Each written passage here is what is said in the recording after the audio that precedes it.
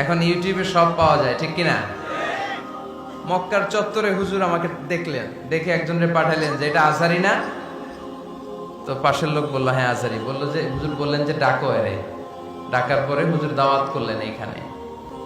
তো আমি বললাম হুজুর আমার তো ডেটগুলো অনেক আগে থেকে বুকড হওয়া। তো হুজুর তখন চমৎকার একটা কথা আমাকে শুনিয়েছেন।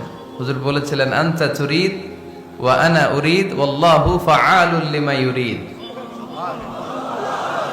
আমারে বললেন আজহারি শোনো, তোমার একটা প্ল্যান আছে, আমারও একটা প্ল্যান আছে, কিন্তু প্ল্যান বাস্তবায়ন হবে তার, যে প্ল্যানটা আল্লাহ করেছে, ঠিক কিনা?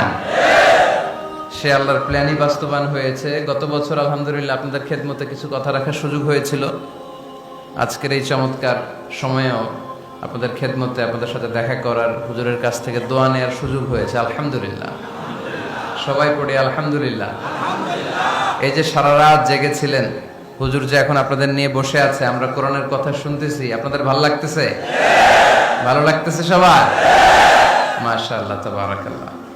প্রশাসনের ভাইরা অনেক কষ্ট করেছে, পুলিশ ভাইরা অনেক ধাক্কাধাক্কি করে নিয়ে আসছে আমাদেরকে, আলহামদুলিল্লাহ।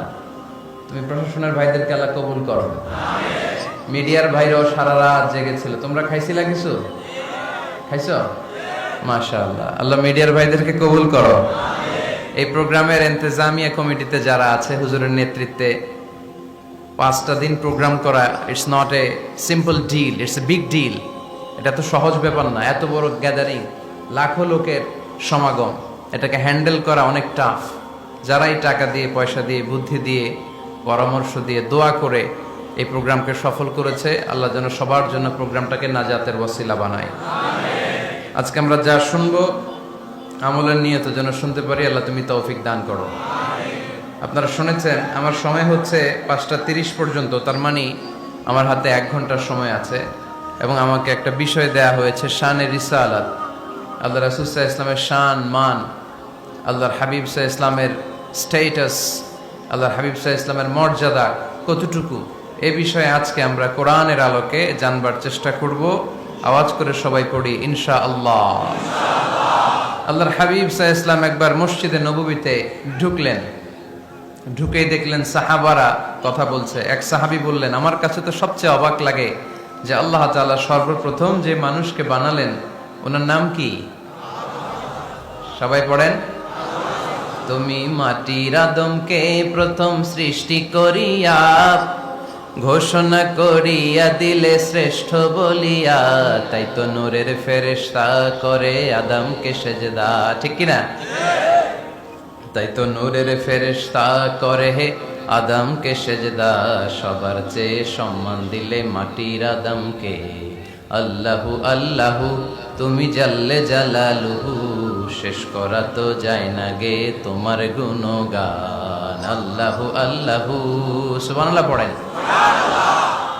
এই সাহাবী বললেন যে আমার কাছে সবচেয়ে অবাক লাগে যে আল্লাহ তাআলা প্রথম মানুষ হিসেবে আদম আলাইহিস সালামকে বানালেন, আর ওনাকে উপাধি দিলেন সফিউল্লাহ। আদম আলাইহিস সালামের উপাধি উত্তর দিতে হবে আওয়াজ করে। আদম আলাইহিস সালামের উপাধি কি ছিল? আল্লাহর হাবিব সাল্লাল্লাহু আলাইহি ওয়াসাল্লাম দূরে দাঁড়িয়ে শুনছেন সাহাবাদের কনভারসেশন। আরেক সাহাবা বললেন, আরে আমার কাছে তো এর চেয়েও বেশি অবাক লাগে যে তিনি মুসা আলাইহিস সালামকে বানিয়েছেন নাজিউল্লাহ। নাজিউল্লাহ, যে আল্লাহর সাথে নাজা ইউনাজি, মুনাজাত করে, গোপনে কথা বলে, কালিমুল্লাহ। এটা অবাক লাগে যে আল্লাহ তাআলা কোনো মিডিয়া ছাড়া, ভায়া ছাড়া, মাধ্যম ছাড়া পৃথিবীর একটা মানুষের সাথে সরাসরি কথা বলবেন। আমার কাছে তো ওনার মর্যাদাটা সবচেয়ে বড় মর্যাদা মনে হয়, উনি নাজিউল্লাহ। আরেক সাহাবা বললেন, আমার কাছে তো এর চেয়েও বেশি অবাক লাগে সাইয়েদনা ইব্রাহিম আলাইহিস সালামের ব্যাপারটা, কারণ ওনাকে আল্লাহ তাআলা বানিয়েছেন খলিলুল্লাহ। তাহলে একজনকে পাওয়া গেল সফিউল্লাহ, আরেক নবীকে পাওয়া গেল কালিমুল্লাহ বা নাজিউল্লাহ, আরেক নবীকে পাওয়া গেল খলিলুল্লাহ। এই কনভারসেশন যখন আল্লাহর